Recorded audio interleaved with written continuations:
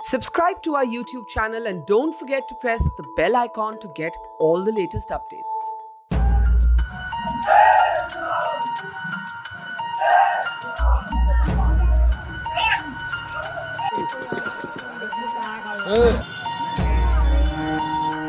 जिस टाइम रोज़ा खोल गया हा उस टाइम की बात है और कोई बात नहीं थी। मैं तो पूरे तैयार होकर मारने लड़ने के लिए आए हमारे लिए। कहीं भी मैं बच नहीं सकी, बस मुझे तो ऊपर वाले ने पता नहीं किसकी कृपा से बचाई किसकी। इसलिए हम रात को अपने घरों में भी नहीं रह पाते।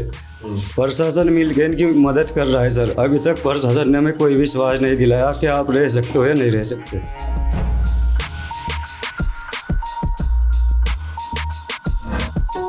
उत्तराखंड के रुड़की में डाडा जलालपुर नाम का एक छोटा सा गांव है, जहां 16 अप्रैल को गांव के हिंदुओं द्वारा हनुमान जयंती के उत्सव पर एक रैली निकाली गई। इस रैली के दौरान यहां के मुस्लिमों को कोई अंदाज़ा नहीं था कि यही रैली उन्हें अपना घर तक छोड़ने पर मजबूर कर देगी। इन्हीं लाचार बेबस लोगों में से एक थी रेशमा, जिसके घर पर न सिर्फ तोड़फोड़ हुई बल्कि उसके जेठ को तब तक मारा गया जब तक उसने दंगाइयों के कहने पर जय श्री राम न कह दिया। इस कदर के उन्हें पकड़ कर यहाँ से तो शीशा था तोड़ के और उन्हें इस कदर के बजा रखे थे। उन पर कुहाए गए कि बोलो जय श्री राम। उनका खून इतना निकला था, ये जी सिर फाड़ दिया था उनका। देखो हाँ, खून के छींटे हैं यहाँ पे भी खून के छींटे हैं। ये खून के छींटे हैं? जी। रेशमा का कहना है कि जब गुंडे उनके घर में घुस आए तब वे कोठरी में पलंग के नीचे छुप गई थी। वह अपने बच्चों को ऊपर के स्टोरेज एरिया में छुपा दिया था। यही दहशत में रेशमा व उसके परिवार को तकरीबन आधा पौने घंटा तक रहना पड़ा। पहले हमारे पे मारपीट की जी, फिर हमारी गाड़ियों को तोड़ फेड़ करी, फिर बाहर निकाल के इनमें आग लगाई गई। हमारे घर 80,000 रुपये कैश थे, घर वाले की टुम्मा टम्मा थी, सब लेते गए उठा के। एक तरफ जहां गांव के मुस्लिम समुदाय ने आरोप प्रत्यारोप का सिलसिला जारी रखा, दूसरी ओर गांव के हिंदुओं ने इन आरोपों को पूरी तरह से नकारते हुए ये कहा कि यह हिंसा मुसलमानों की तरफ से हुई थी। 12 वर्षीय शुभम, जो कि उस रैली का हिस्सा थे, उन्हें चोट भी आई।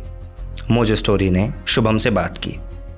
जी, जब रैली लेके आ रहे थे, जब ईंट पत्थर बरसाई और मस्जिद में लान भी आ क्या हथियार उतर लेकर यहाँ पर आ जाओ, पाकिस्तान के नारे लगा रहे थे। पाकिस्तानी नारे लगा रहे थे? जी कौन? जी मुस्लिम मॉडल। वो लोग क्या बोल रहे? क्या नारे? मैंने कहा थे पाकिस्तान जिंदाबाद, फिर हम भी लगाने लगे, मैं कहा हिंदुस्तान जिंदाबाद। इस बात पे लड़ाई हुई जी, उन्होंने शुरू किया है। हालांकि अधिकतर हिंदुओं ने कैमरे पर बात करने से इनकार कर दिया। जिन्होंने की वे मामले से तितर बितर मुसलमानों का सरकार को समर्थन न करना व सरकार की योजनाओं का लाभ उठाने के ऊपर लांछन लगाया। उन्हें 500 रुपये डाल लेना ना मोदी जी ने, अगले दिन ये लाइन में लग गए, कभी ये पैसे फिर वापस चले जा।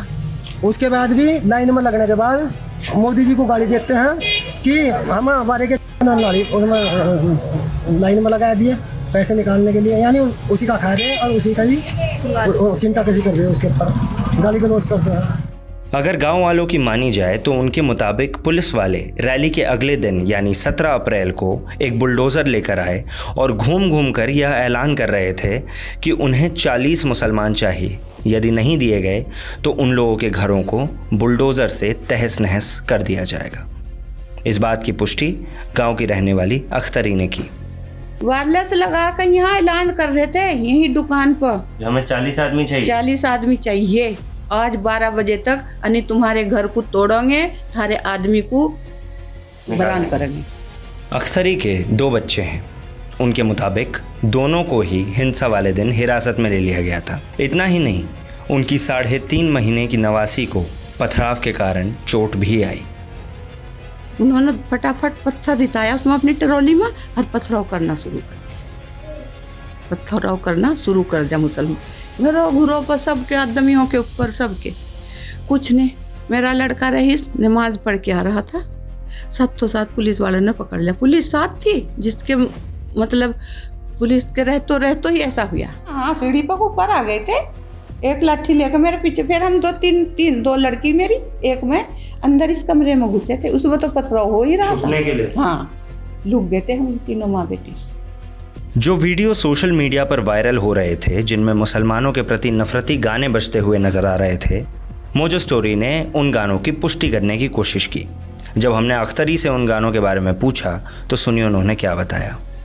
गाने का तो बेटी कोई तादाद ही नहीं था, घर भी इस तरह हिल रहे थे जानो इन पर हल्लन आ गया, ऐसे खतरनाक गाने बजा रहे थे। मैं हर मेरे लड़के ने हाथ भी जोड़ा उनके आगे, भाई ऐसा मत करो और अपना आहिस्ता सब निकल कर चले जाओ आप लोग। तो उन्होंने बिल्कुल मानने नहीं बेटी, 1 पौन घंटे तक यही उन्होंने जुलूस निकाला।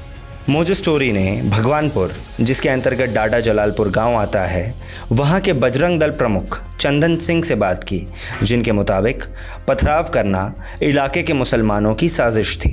वो सांप्रदायिक लोग हैं, उसमें क्या है कि उसमें कोई एक व्यक्ति है, वो बाहर का, उसके बेटे बाहर रहते हैं सऊदी वगैरह में। अच्छा। तो वहाँ से फंडिंग वगैरह आ रही, वहाँ से फंडिंग वो विदेश से करते हैं, वो अपने बाप को पैसे दे रही, उसने हरकत करवाई। मतलब ये पहले से प्लान्ड था? ये तो कंफर्म। तो इस पे जांच वगैरह के लिए आप लोगों ने ये की गुहार लगाई? जांच तो बैठी हुई। हिंसा के बाद पुलिस प्रशासन ने आरोपियों के तौर पर 40 लोगों के नाम जाहिर किए। इनमें से 14 की गिरफ्तारी भी हुई। हालांकि देखने वाली बात यह है कि सभी 14 मुसलमान थे। प्रशासन को कई बार चुनौती देते हुए अंततः धर्मगुरुओं ने 27 अप्रैल को डाडा जलालपुर में एक महापंचायत का आयोजन किया। हालांकि कल शाम जब दिनेशानंद भारती, जो कि काली सेना के एक प्रमुख सदस्य हैं, वे आयोजन स्थल पर मौजूद थे, सुप्रीम कोर्ट के निर्देश का पालन करते हुए उत्तराखंड के पुलिस प्रशासन ने उन्हें और उनके साथ 11 और लोगों को हिरासत में ले लिया।